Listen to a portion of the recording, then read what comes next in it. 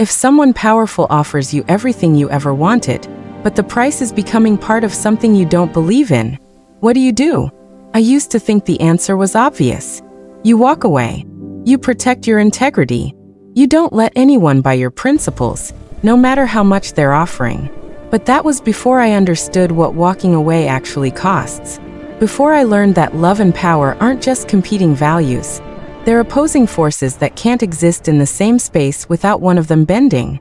And before I met a man who made me question whether protecting yourself is the same thing as being brave, or if sometimes it's just another word for being afraid. The moment I had to choose came in front of 500 people. Crystal chandeliers, cameras everywhere, a diamond ring that cost more than most people earn in a lifetime. He was kneeling. I was standing. And every single person in that ballroom believed they knew what I was going to say. They were wrong.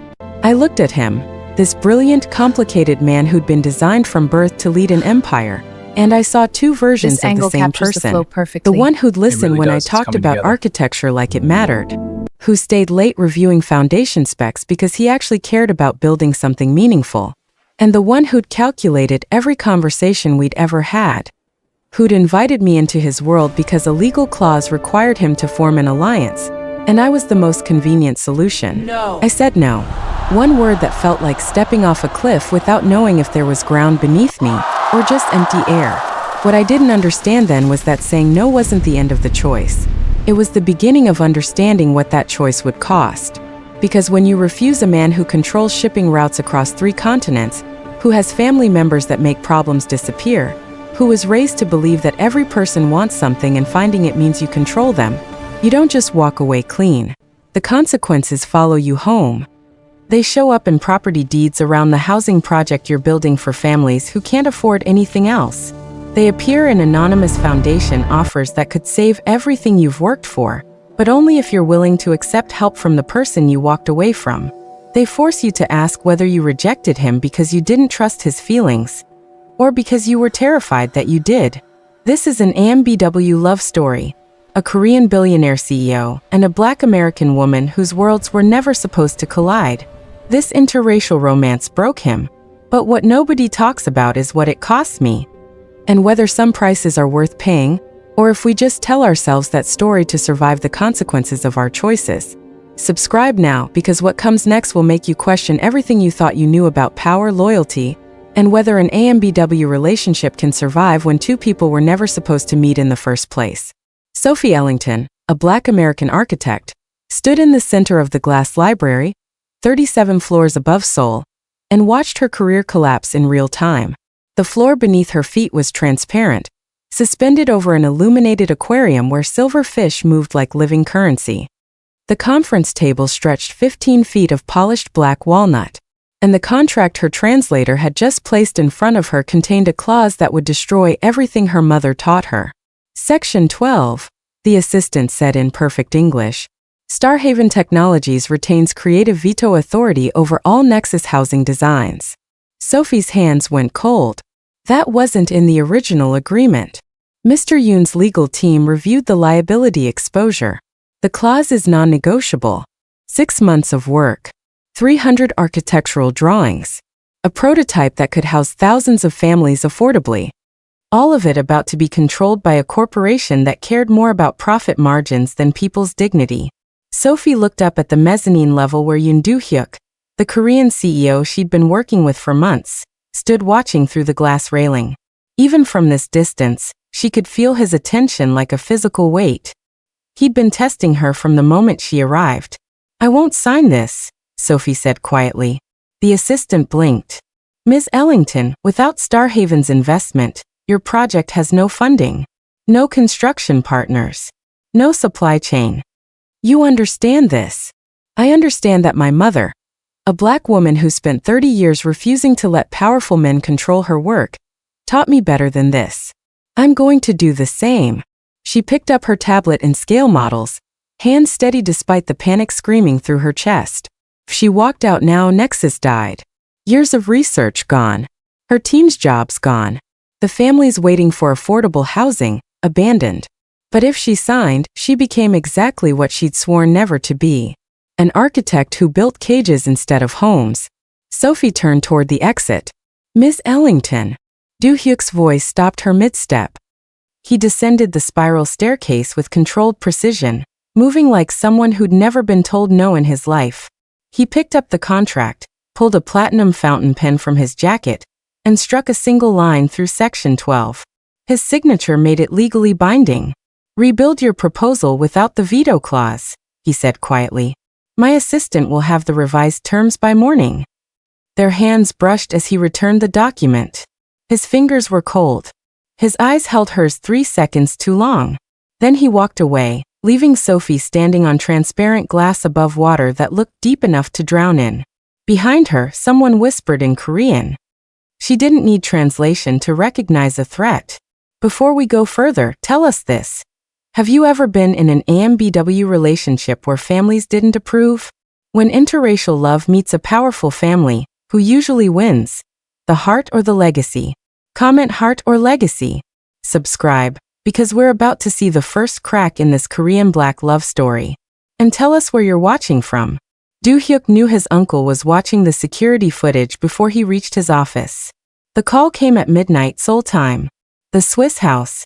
Tomorrow. The council wants answers." 20 hours later, Do-hyuk stood in the steel atrium, a brutalist mansion carved into the Alps where his family gathered to decide who lived and who got erased from the will. 20 faces watched him from steel chairs arranged in a semicircle. His uncle Yoon Do-hyuk sat at the center, looking like a man who'd waited 30 years for this exact moment.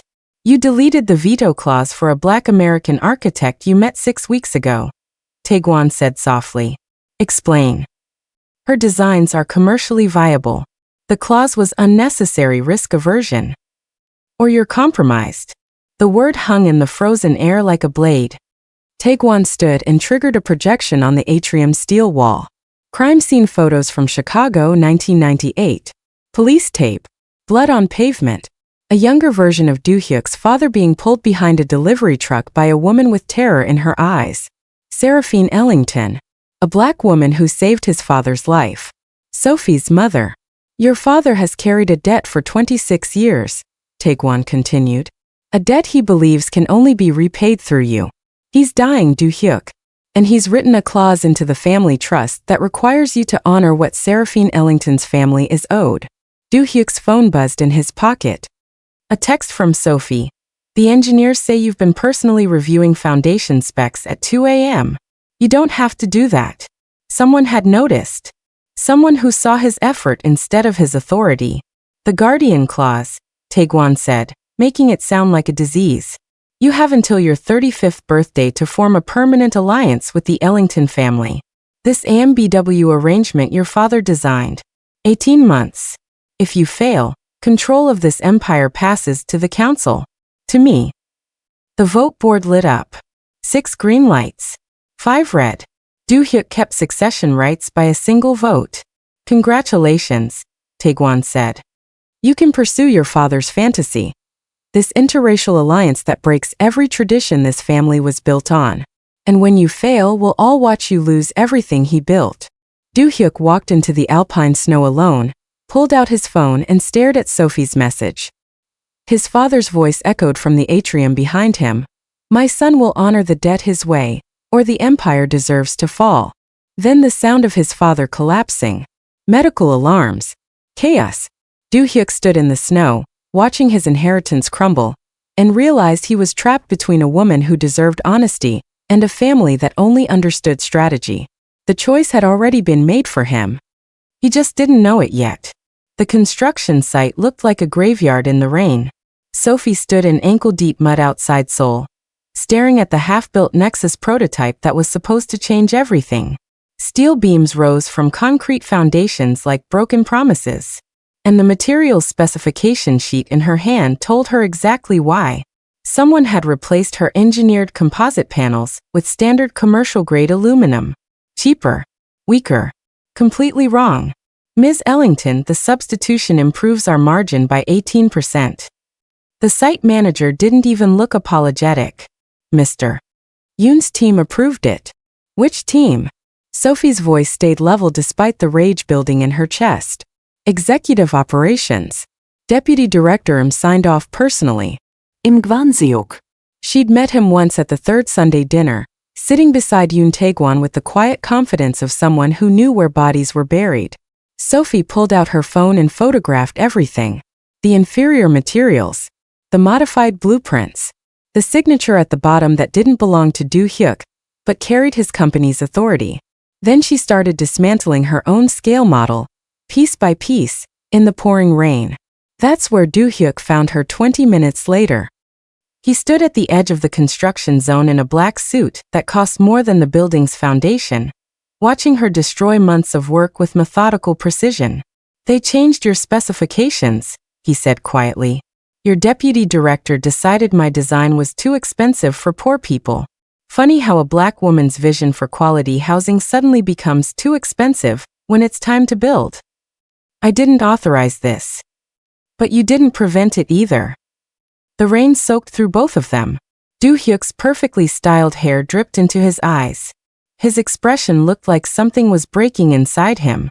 "I'm trying to build something that matters," he said, voice rising. "Do you understand how many people want this project to fail?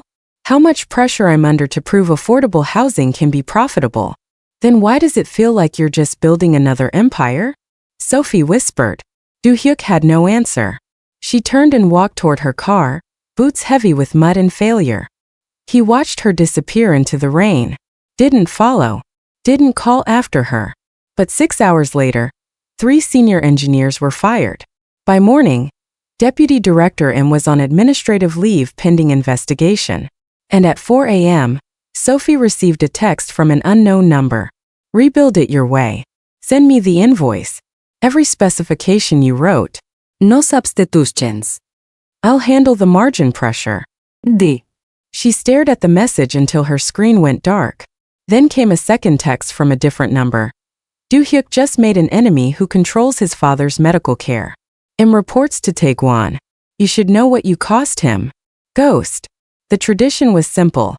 Once a month the Yoon family ate like they were poor again. White rice, vegetable soup, kimchi. Nothing expensive. Nothing imported. A reminder that 50 years ago, Do-hyuk's grandfather sold fish from a wooden cart in Busan before he built the empire. Do-hyuk invited Sophie to witness it, bringing a black American woman into a traditional Korean family ritual that hadn't seen an outsider in decades.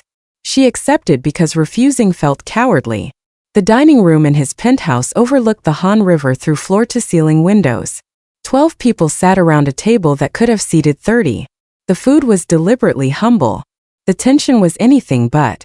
Yoon Tae-gwan arrived uninvited with his daughter, Yoon Seoul, a Seoul socialite who smiled like a surgeon deciding where to cut. "You must be the architect," Seoul said in perfect English, her eyes scanning Sophie with the kind of assessment that made her skin crawl. "The one who thinks Korean construction workers should use American materials they can't pronounce." Sophie set down her chopsticks carefully. "I think construction workers everywhere deserve materials that won't collapse in an earthquake." "How progressive." Seoul's smile never wavered. "My father says progressive architects usually go bankrupt within 5 years. The market prefers beauty over social experiments." Under the table, Do-hyuk's hand found Sophie's wrist. Gentle pressure. Their private signal. Stay calm. Sophie realized he'd been protecting her within rules she didn't understand. "Nexus isn't an experiment," Do-hyuk said quietly. "It's infrastructure investment with measurable ROI. We've run the projections." "We've seen your projections," Tae-gwan replied. "They assume political stability, regulatory consistency, and public goodwill, none of which you currently have." He slid a tablet across the table. News articles. 3 different headlines about the public proposal rejection. Investors questioning Do-hyuk's judgment. Board members calling for leadership reviews. "Your personal decisions are becoming business liabilities," Tae-gwan continued. "The family is concerned." Seoul reached for the teapot and somehow knocked it directly onto Sophie's lap. Scalding liquid soaked through the documentation Sophie had brought. 6 months of social impact research, community surveys, cost-benefit analysis. "I'm so sorry," Seoul said, sounding delighted. The paper dissolved into brown pulp. Irreplaceable data destroyed. Do-hyuk stood immediately. "We're done here," After everyone left, Sophy and Do-hyuk stood alone on his balcony. The city glittered below them like a circuit board. You shouldn't have to endure that, Do-hyuk said. But you do. Every month. I was born into it. You chose to be here. The distinction broke something open between them. Sophy turned to leave and found Ghost waiting by the elevator, silent as always. He pressed a key card into her palm and whispered, Executive Archive. Sublevel 3. What you need to know is there. Then he vanished like smoke. Sophy looked at Do-hyuk through the glass door. He stood with his back to her, shoulders tight with tension she was just beginning to understand. She pocketed the key card and made a choice that would change everything. The executive archive smelled like old paper and expensive secrets. Sophy used Ghost's key card at 11:47 p.m., when Starhaven headquarters was empty except for security guards who'd been told to ignore sublevel 3. The climate-controlled vault stretched back into darkness, lined with filing cabinets that held 3 decades of Yoon family decisions. She found the Guardian Clause documents in a leather folder marked with Do-hyuk's father's initials. The legal language was dense, but the strategy memo underneath made everything clear. Subject: fulfilling Guardian Clause requirements, the Ellington opportunity. Sophy's hands went numb as she read. The daughter's architectural work provides legitimate grounds for professional collaboration. The AMBW pairing will attract attention, but the strategic value outweighs cultural concerns. Develop the relationship carefully. If genuine affection follows, excellent. If not, the strategic value of the alliance remains unchanged. The debt must be honored, and your position must be secured. Both objectives can be achieved through a single action. Dated 6 months before she received the invitation to Seoul. Every meeting, every conversation, every moment Do-hyuk seemed to understand what she was building, calculated from the beginning. She wasn't a partner. She was a solution to a legal problem. Sophy photographed every page with shaking hands. The succession requirements. The timeline tied to Do-hyuk's 35th birthday. The consequences if he failed. Loss of control, transfer of authority to Taegwon. Effective end of everything Do-hyuk claimed to believe. A sound behind her made her freeze. Do-hyuk stood in the archive doorway, still wearing his suit from whatever late meeting he'd attended. Security must have alerted him the moment her key card activated. They stared at each other across rows of filing cabinets containing histories neither of them had chosen. How long were you going to wait before telling me? Sophy's voice came out steadier than she felt. Do-hyuk stepped into the vault, and the door closed behind him with a sound like a vault ceiling. I don't know, he said quietly. That's not good enough. I know. He moved closer, stopping on the opposite side of the archive table where the documents lay spread between them like evidence at trial. My father asked me to meet you because of a debt, Do-hyuk said. The Guardian Clause created pressure to form an alliance. All of that is true. But the reason I kept working beside you was because you're the first person in 10 years who treated me like I was more than a position to leverage. Was any of it real? Sophy asked. All of it was real, Do-hyuk replied. That's the problem. Somewhere above them, security cameras recorded everything. By morning, every council member would know Sophy had accessed restricted files.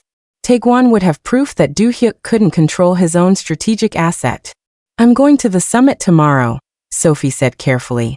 And when you propose in front of everyone like you're planning, I want you to know exactly what my answer will be. She walked past him toward the exit, documents still spread on the table. Do-hyuk stood alone in the archive, surrounded by 30 years of family history, and understood he'd just lost the only thing he'd wanted that wasn't in a contract. You can feel the tension, right?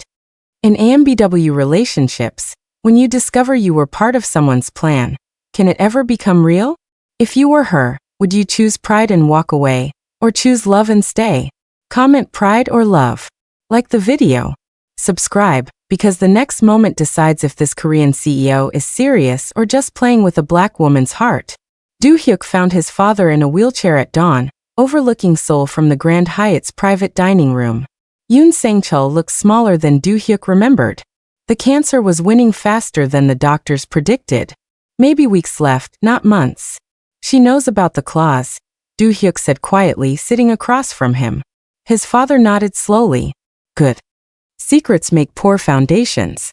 She's going to refuse the proposal tonight. In front of 500 people. The council will use it as proof I can't lead. Will you blame her? Sang-chul asked. Do-hyuk was silent. Let me ask differently, his father continued. Do you love her? Or is she simply the fulfillment of a legal requirement? The question hung between them like something breakable. I don't know, Do-hyuk admitted. I've spent 6 months trying to separate strategy from feeling. I don't know where one ends and the other begins. Sang-chul reached into his jacket and pulled out a sealed envelope. The family crest was pressed into red wax. I rewrote my will this morning, he said. If you fail to activate the guardian clause by your 35th birthday, control passes to Taekwon as expected. But I've also added a second option. He slid the envelope across the table. You can dissolve the entire trust. Walk away with a personal inheritance, comfortable, but not enough to rebuild an empire. You would be free, Do-hyuk. Free to choose your own path without carrying what I built. Do-hyuk stared at the envelope, not touching it. I saved this empire through luck and violence, Sang-chul continued. But Sophy Ellington, that black woman who saved my life, she taught me something I forgot. That loyalty means giving people the freedom to choose. You could save this empire through something better. But not if you're too afraid to feel what you actually want. What would you say to her? Do-hyuk asked. If there were no witnesses, no clause, no empire to protect? His father smiled sadly. I would apologize for building a cage and calling it a legacy. Do-hyuk pocketed the envelope without opening it. At the door, Sang-chul called after him. If she says no tonight, I'll be proud of you both. Do-hyuk walked into the morning light and called Sophie's hotel room directly. She answered on the third ring. You don't have to do this. Yes, I do, he said quietly. But I need you to know, what I'm about to ask tonight started as strategy. It's not anymore. Sophie's silence felt like a door closing. What if it's not just strategy, he whispered. She hung up before he could finish. Do-hyuk stood alone with the sealed will in his pocket and realized his father had just given him permission to choose her over everything. He just didn't know if he was brave enough to mean it. The bodyguard said my name like it was an emergency. Sophie looked up from her hotel suite desk where she'd been sketching emergency exit strategies, literal and metaphorical, and found a man in a dark suit standing in her doorway holding a tablet. Ms. Ellington, I'm head of security for Starhaven. Mr. Yoon asked me to brief you on tonight's protocols. She hadn't heard him enter. Hadn't heard the door open. Protocols for what? He set the tablet on her desk. Security camera angles of the Grand Hyatt Ballroom. Exits marked in red. VIP section cordoned with velvet barriers. A stage in the center with lighting designed to make everything look like theater. Summit events attract media, investors, and individuals with competing interests, he said carefully. We've identified 3 credible reputation threats targeting you specifically. Online campaigns questioning a black woman's motives for being with a Korean CEO. Sophie's stomach dropped. What kind of threats? He swiped to a new screen. Screenshots of forum posts, social media accounts with fake names, coordinated messaging calling her an opportunist, a gold digger, someone using social justice language to manipulate wealthy men. These accounts were created 6 weeks ago, he continued. Same week you accessed the executive archives. The IP address is traced to a corporate VPN registered to Yoon Global Shipping. Not Starhaven. The family's original company. Taekwon's domain. Someone inside the family is building a case against you, the security chief said. If Mr. Yoon proposes tonight and you accept, these posts go viral within minutes. If you refuse, they disappear. Either way, they control the narrative. Sophie stared at the seating chart he pulled up next. Her assigned seat was in the center of the ballroom, surrounded by journalists known for tabloid coverage. Every camera angle would capture her reaction. There's a panic button in the car that will take you to the venue, he added, pointing to a small diagram. Press it, the driver reroutes to a private location. You don't have to go through with any of this. He left a security badge and a private elevator code on her desk. Emergency exits disguised as options. After he left, Sophie found a note slipped under her door. The security briefing was real. But the chief reports to Do-hyuk, not to you. Ask yourself, is he protecting you or protecting his investment? The donor list for tonight includes 12 council members who voted against him. He's using you to prove loyalty. Ghost. Sophie looked at the blue dress hanging in her closet, the one she'd planned to wear to say no with dignity. Now she wondered if saying anything at all was walking into a trap designed by people who played games she didn't understand. Her phone buzzed. Do-hyuk. You don't have to come tonight. She typed back one word. Honesty. His response came immediately. Terrifying. Sophie almost smiled. Then she saw the time and realized she had 4 hours to decide if she was brave or just stubborn. The ballroom held 500 people, and Sophie felt every single eye. Crystal chandeliers cast expensive light across tables draped in white silk. Champagne circulated on trays carried by servers who moved like choreographed dancers. Do-hyuk stood near the center speaking with executives, looking like a man who'd never been uncertain about anything. Their eyes met once across the crowd. Something flickered in his expression. Recognition that she'd come. Fear of what that meant. Then Yoon Do-hyuk approached him, and Do-hyuk's attention shifted. Sophie watched them speak quietly, Do-hyuk's posture becoming progressively more rigid. Whatever Do-hyuk was saying, it wasn't congratulations. The evening proceeded with mechanical precision. Speeches celebrating Starhaven's expansion. Toasts to innovation and partnership. The careful performance of corporate power masking family warfare. Then Do-hyuk stepped onto the central stage. The room went silent. Thank you all for attending, he began in Korean then English. Tonight we celebrate partnerships that make genuine progress possible. Sophie's chest tightened. There is someone here whose work represents the future we must build together, Do-hyuk continued. Her vision combines excellence with responsibility. Her designs prove that profit and ethics are not enemies. Spotlight operators began searching. Miss Sophy Ellington, would you please join me? The light found her. Sophie walked toward the stage with her mother's composure. A black woman moving through a sea of Korean high society with her spine straight, expression neutral, panic contained behind professional armor. She climbed the steps and stood beside Do-hyuk. Up close, she could see the tension in his jaw, the careful control barely holding. He looked like a man about to step off a cliff. Now it's not just romance, it's survival. In AMBW love stories, when families turn against you, do you fight or walk away? If you could win back your dignity but might lose him, would you still fight? Comment fight or forgive. Subscribe because the next chapter shows the price a black woman pays for loving a Korean billionaire. Ms. Ellington and I have collaborated on Nexus Housing, Do-hyuk said, addressing the crowd but clearly speaking to her. Her work represents everything I believe this company should pursue. He turned to face her directly. But beyond the professional partnership, I've discovered something unexpected. Do-hyuk reached into his jacket and withdrew a small velvet box. Sophie's breath stopped. I've discovered that I admire not just your work, but who you are. Your integrity. Your refusal to compromise your principles for convenience. He opened the box. Inside was a diamond ring, flawless, massive, and utterly impersonal. The kind of ring purchased by someone who understood market value but not meaning. The room held its breath. Do-hyuk kneut. Sophy Ellington, will you marry me? She looked at the ring. At Do-hyuk's carefully controlled expression. At 500 witnesses with phones raised. She thought about the strategy memo. The Guardian Clause. The empire that needed this performance to survive. She thought about her mother, who'd spent 30 years refusing to let powerful men control her through generosity. And she thought about what she actually wanted for her own life. The answer was clear. No, Sophie said softly.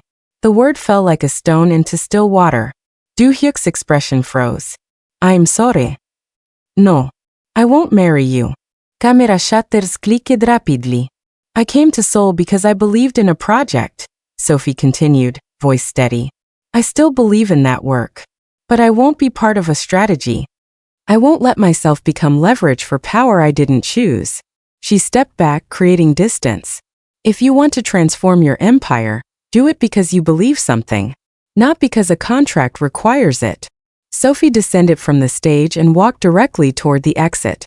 Behind her, the room erupted into chaos. Yoon Do-hyuk stood near the bar, watching with cold satisfaction, and Do-hyuk stood alone on stage, Rejected ring still in his hand, with no idea what to do next.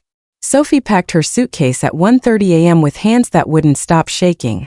She destroyed a multi-million-dollar partnership, humiliated one of Asia's most powerful CEOs in front of the entire business community, proven every stereotype about black women being difficult or ungrateful, walked away from the best opportunity her career would ever see.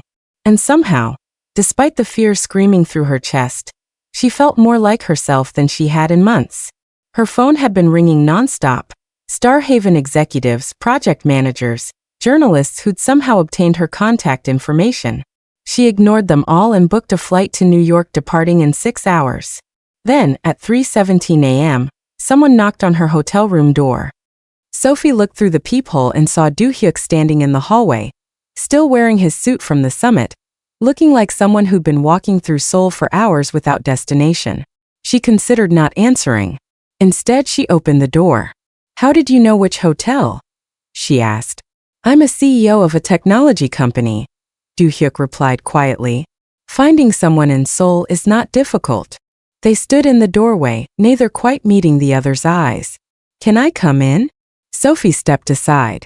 Do-hyuk entered and sat in the single chair near the window. Sophy remained standing, maintaining distance. "You read the strategy memo," Do-hyuk said. "Not a question." "Yes. And you believe everything, the invitation to Seoul, the Nexus investment, tonight's proposal, was purely strategic, wasn't it?" Do-hyuk was silent for a long moment. "Initially," he said finally. "Yes. My father asked me to meet you because of the debt he owed your mother. The Guardian Clause created pressure to form an alliance. All of that is true." He looked up at her, and Sophy saw something she hadn't expected. Exhaustion. Genuine bone-deep exhaustion that made him look younger and more vulnerable than she'd ever seen. "But the reason I invited you to Starhaven was because your work is brilliant," Do-hyuk continued. "The reason I invested in Nexus was because the project has legitimate value. And the reason I spent 6 months working beside you was because for the first time in my adult life, someone treated me like a person instead of a position." "Then why not tell me about the Guardian Clause?" Sophy demanded. "Why not explain what was at stake?" "Because I was afraid," Do-hyuk admitted. "Afraid that if you knew about my family's expectations, you would leave. Afraid that if I acknowledged the strategic value of our relationship, it would destroy any possibility of something genuine." He stood and pulled an envelope from his pocket. "This is a contract termination," he said, placing it on the table between them. "All Starhaven investment in Nexus transfers to an independent foundation. You maintain complete creative control. No strings. No obligations. No connection to the Yoon family." Sophy stared at the envelope. "Why?" "Because you were right," Do-hyuk said simply. "You deserve a partnership built on respect, not obligation. And I deserve to make at least one choice in my life that isn't strategic." He moved toward the door, then paused. "For what it's worth, tonight was the first time I've ever done something purely because it felt right. Somewhere between kneeling and offering the ring, I realized I actually meant it." "Meant what?" "That I want you in my life. Not because of a legal clause or family debt, but because you make me believe I can be someone other than what I was designed to be." Do-hyuk left quietly. Sophy stood alone, looking at the contract termination envelope, trying to understand what she was feeling. That quiet moment said a lot. In interracial relationships, when someone finally chooses you over everything else, is it already too late? What do you think she should do next? Walk away, expose the truth, or set a trap? Comment walk, expose or trap. And subscribe, because the next episode answers it fast. The steel atrium felt colder than Sophy remembered. 3 weeks after the rejected proposal, Do-hyuk stood before the family council in the brutalist Swiss mansion where his future was being decided by 20 people who'd known him since birth. Yoon Do-hyuk sat at the center, looking like a judge who'd already written the verdict. "You failed to fulfill the Guardian Clause requirements," Do-hyuk said formally. The Black American architect rejected your proposal publicly, damaging both your personal reputation and the company's credibility. Several investors have withdrawn commitments. Board members are questioning your judgment. He projected financial reports onto the steel walls. Stock price fluctuations. Canceled contracts. Internal memos expressing concern about leadership stability. Your father built this empire through discipline and strategic thinking, Taegwon continued. You've allowed personal feelings, an AMBW infatuation, to compromise both. We're calling a vote on succession authority. Do-hyuk's lawyers had warned him this was coming. Taegwon needed a 2/3 majority to strip Do-hyuk of his inheritance rights. 14 votes out of 21. The council members sat in judgment. Faces Do-hyuk had known his entire life, weighing whether he deserved what his father built. Before we vote, Do-hyuk said quietly, I want to clarify something. I didn't fail to honor the debt my father owed Sophy Ellington. I honored it by respecting her daughter's choice, by giving Sophy Ellington the freedom to refuse me without consequence. That's the only loyalty that matters. One council member leaned forward. Do you regret the proposal? I regret that I didn't have the courage to pursue her without using the clause as justification. I don't regret wanting her in my life. Taekwan stood. This is exactly the problem. You're making decisions based on emotion rather than strategic value. The empire requires leadership that prioritizes institutional stability over personal desire. The empire requires evolution, Do-hyuk countered. My father understood that. He built the Guardian Clause knowing it might force exactly this kind of transformation. A sealed envelope was delivered to the council table. Inside was a letter from Yoon Sang-chul, written weeks before his death, endorsing Do-hyuk's decision. He honored the debt by respecting her choice. That is the only honor that matters. The vote was called.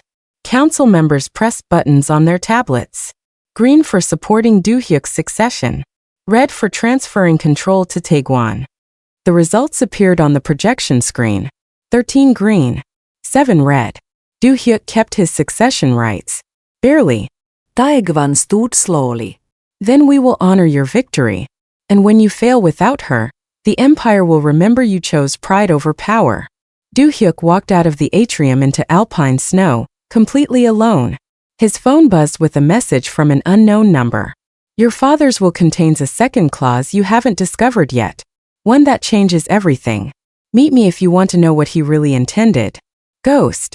Do-hyuk stared at the message, standing in the snow outside the mansion where his inheritance had just been decided by a single vote, and realized the real test hadn't even begun. Sophy had been back in Philadelphia for 8 weeks, and people still wouldn't stop asking about him. The first Nexus prototype opened on schedule.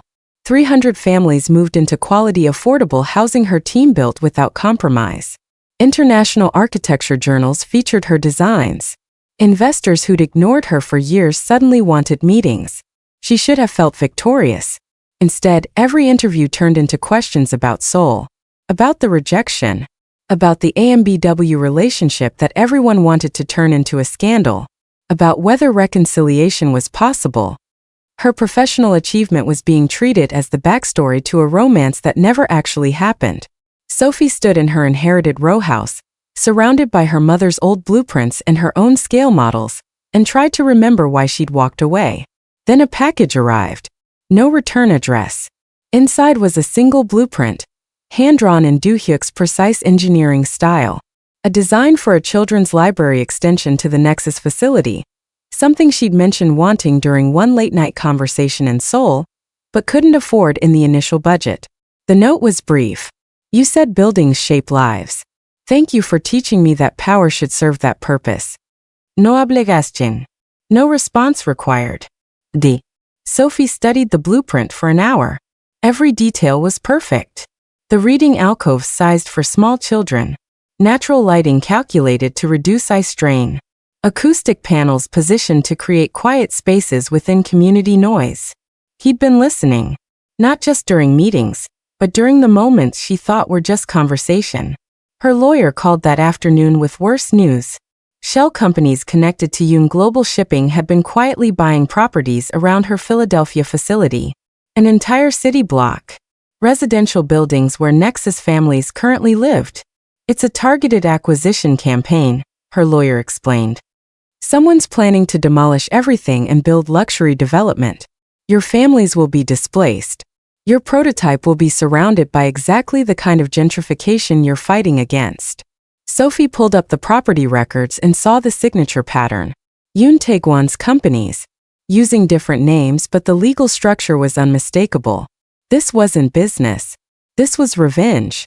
And Sophy realized with cold clarity that walking away from Do-hyuk hadn't ended her involvement with his family.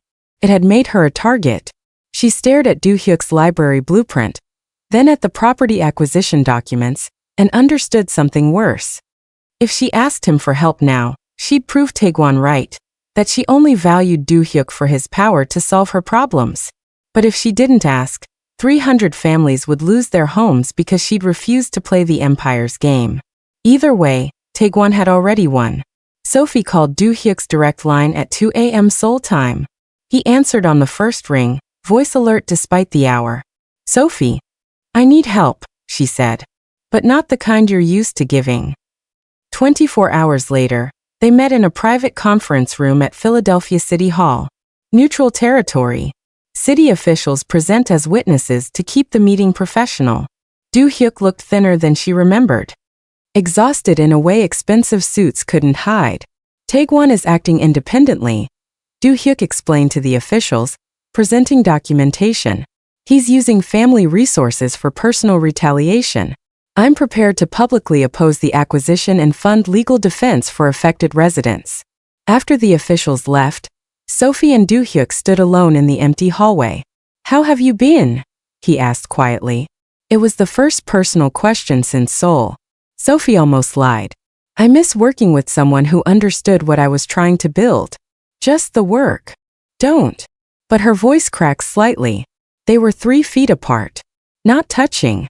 Both aware that closing that distance meant reopening everything they tried to walk away from. "I can stop Tae-gwan's property campaign," Do-hyuk said carefully. "But it requires making your project publicly connected to the Yoon Foundation. If I announce support for Nexus, Tae-gwan's actions will look like internal sabotage. The council will have to stop him to protect family reputation. So I accept your help and prove I only valued you as a solution," Sophy said. "Or you refuse and 300 families lose their homes," Do-hyuk replied. Silence stretched between them. "There's a third option," Do-hyuk finally said. "I fund the legal defense anonymously. You fight this publicly without my name attached. Nexus stays independent. You don't owe me anything." Sophy studied his face, searching for the strategy underneath the offer. She found only exhaustion and something that looked like hope he was trying to hide. "Why would you do that?" "Because 6 months ago you taught me that some things matter more than winning," Do-hyuk said quietly. "I'm still learning how to apply that lesson." He handed her a folder. Legal documents. Anonymous foundation structure. Complete separation from Yoon family entities. Your families stay housed. Your reputation stays clean. And I get to be someone who helped without needing credit for it. Do-hyuk left before she could respond. Sophy opened the folder and found a handwritten note underneath the contracts. "I'm sorry it took losing you to understand what you were trying to tell me. D." She sat in the empty hallway, holding documents that would save her project, and realized something had fundamentally shifted. Do-hyuk wasn't trying to win her back. He was trying to become someone worthy of having asked in the first place. Yoon Sang-chul died peacefully in his sleep on a Tuesday morning in late autumn. The funeral was held at the family estate chapel in Seoul, a traditional Korean ceremony attended by hundreds of business leaders, government officials, and representatives from organizations nobody acknowledged publicly. Sophy stood in the back of the chapel, wearing black, one of the few non-Korean faces in the crowd, watching Do-hyuk deliver a eulogy that acknowledged his father's complexity with dangerous honesty. "My father built an empire that employed thousands," Do-hyuk said in Korean, then English. "He made deals that existed beyond legal frameworks. He believed loyalty transcended generations. He was brilliant, ruthless, and trapped by what he created. The chapel was silent. He taught me that weakness was poison. But he never explained that refusing to be vulnerable is its own kind of weakness. I'm still learning to unlearn that lesson. Do-hyuk's voice didn't break, but something in his posture suggested he was holding himself together through sheer discipline. Sophy hadn't planned to attend, but Ghost had sent her a message 2 days earlier. He will need to see one face that doesn't want something from him. Come or don't. But know that grief reveals who people really are. After the ceremony, the crowd dispersed slowly. Diplomats, corporate executives, family members whose expressions ranged from genuine grief to calculated assessment of new opportunities. Sophy waited until the chapel emptied. Do-hyuk sat alone in the front pew, still wearing white mourning robes, staring at his father's photograph on the altar. She approached quietly and sat beside him without speaking. I didn't know you were here, Do-hyuk said finally. I'm sorry about your father. He liked you. He understood what you represented. What was that? Freedom to choose differently. They sat in silence. No cameras. No witnesses. Just two people who'd walked away from each other sitting together in shared grief. Do-hyuk's hand rested on the pew between them. Sophy didn't take it, but she didn't move away either. What happens now? She asked quietly. The council meets in 60 days to transfer control of the trust, Do-hyuk said. Taegwon will challenge the succession one final time. And I'll have to prove I can lead without my father's protection. He turned to look at her directly. I don't know if I can. It was the most honest thing he'd ever said to her. Outside, Yoon Taegwon stood watching through the chapel windows, already making calls, already positioning pieces for the final battle. One last thing. His next move will either prove love or prove control. For AMBW couples, when families fight against you, what's the ultimate test? Subscribe and comment prove IT if you want the next chapter now. The Starhaven Technologies boardroom felt different without Yoon Sang-chul's presence. 60 days after the funeral, Do-hyuk stood before the family council and presented his restructuring plan with the calm precision of someone who'd already accepted the possibility of losing everything. I'm proposing we legitimize all shadow operations, he said, displaying financial projections on the steel walls. Dissolve enforcement networks. Convert Yoon Global Shipping into a transparent international corporation. The empire transforms, or it destroys itself. Half the council sat forward interested. Half looked at Taegwon with expressions that suggested the decision had already been made privately. You're proposing we abandon the networks that built this family's fortune, Taegwon said quietly. The relationships that protect us when legal systems fail. You want to operate entirely within frameworks designed by governments that don't understand our reality. I want to build something that can survive scrutiny, Do-hyuk replied. Something my children won't have to hide. You don't have children, Taegwon countered. You rejected the one alliance that could have secured your position. You let a black woman publicly humiliate you rather than secure your inheritance. You're asking us to bet the empire's future on idealism that has already cost you personally. The vote was called. 14 votes in favor of Do-hyuk's transformation plan. 6 opposed. He'd won by a single vote margin that felt more fragile than victory should. But Taegwon stood slowly, and the room went quiet. Before this council finalizes succession, there's evidence that must be considered, Taegwon said. He projected a document onto the screens. A signed confession from the man who'd arranged the Chicago shooting 26 years earlier. The attack on our founder was ordered by family, Taegwon continued. By Do-hyuk's own cousin. The debt to Sophy Ellington wasn't gratitude for external protection.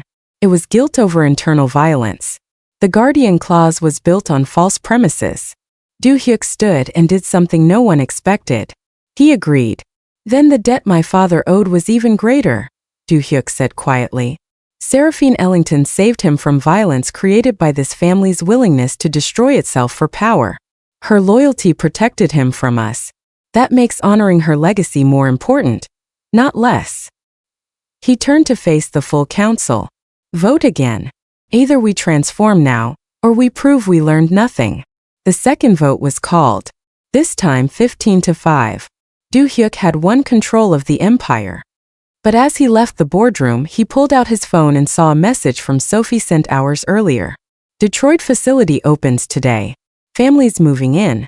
Thank you for the foundation support. I hope your father would be proud of what you're building. Do-hyuk stood in the empty hallway and realized he'd secured the empire, but lost the only person who'd made him want to transform it. Sophie gave her speech at the Detroit facility opening surrounded by families who just received keys to homes they could actually afford. She thanked the architects, the construction teams, the independent foundation that funded the project without demanding control. She didn't mention Do-hyuk by name. But when she said foundations that believe architecture serves people rather than profit, she looked directly at the camera streaming to Seoul, and everyone who knew the story understood exactly who she meant. 300 miles away in Philadelphia, property deeds arrived showing Taegwon's shell companies had quietly withdrawn their acquisition attempts. The families living around Nexus's first facility would stay housed. Do-hyuk had kept his promise. Anonymously. Completely. Sophie's phone rang as she watched children exploring the new community playground. Unknown number. She answered. Congratulations. Do-hyuk's voice quiet and genuine. You didn't have to do this, Sophie said. I know. That's why it mattered. Silence stretched between them, comfortable in a way it hadn't been in Seoul. I meant what I said in that hotel room, Do-hyuk continued, about wanting you in my life. Not because of strategy or clauses or debts. Just because you make me believe I can be different than what I was built to be. I know, Sophie said softly. Is that still impossible? She watched families moving into homes her designs created, funded by money from an empire she'd refused to join. Can consequences ever really be escaped? Or do they just change shape? In AMBW love stories, when someone proves they've changed, is it enough? Drop a comment if you've ever had to choose between what you wanted and what was right. I don't know yet, Sophie answered honestly. But I'm not saying no. 6 months later, an envelope arrived at her Philadelphia office. Inside was an invitation from the Yoon Foundation to discuss expanding Nexus to 7 additional cities. Included was a handwritten note. The foundation board wants to meet in Seoul. If you're willing, I promise no witnesses this time. Just dinner. You choose the restaurant. You choose if I'm invited as the foundation director or something else entirely. D. Sophie sat with the invitation for 3 days.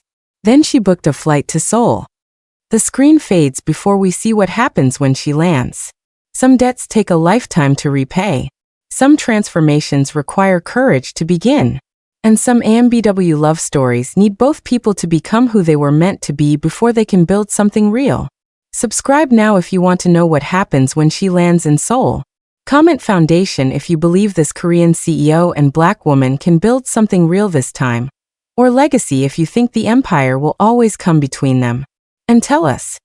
In interracial relationships, would you give someone a second chance after they chose power over you the first time?